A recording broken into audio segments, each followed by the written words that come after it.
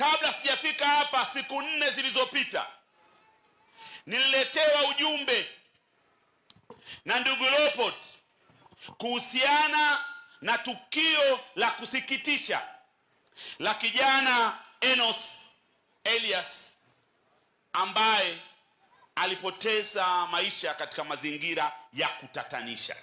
Nilipeleka taarifa ile kwa waziri wa mambo ya ndani Injinia Masauni ili kuweza kufanyia kazi kwa taratibu za kiserikali. Baadaye jeshi la polisi likatoa kauli kwamba watu wenye ushahidi wa kifo kile wajitokeze.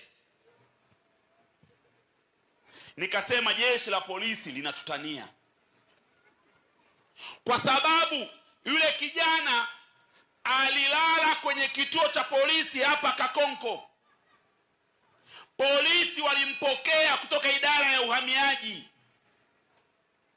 na wakamuingiza kwenye vitabu vyao, na baadaye asubuhi wakawakabidhi idara ya uhamiaji. Idara ya uhamiaji wakisema yule kijana ni Mrundi. Hatimaye familia ile ikaitwa kwenda porini kwenye kaburi, likafukuliwa. Mtoto wa kike anaulizwa, mtazame huyu kama ni kaka yako. Na polisi waliowapeleka wanawaambia kwamba hizi gharama za kufukua na kuchukua umwili mtazilipa nyie. Matukio ya watu wa Kigoma kuonekana ni raia wa daraja la pili katika nchi hii ni mengi mno.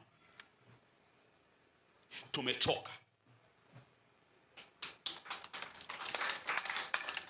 Tumechoka.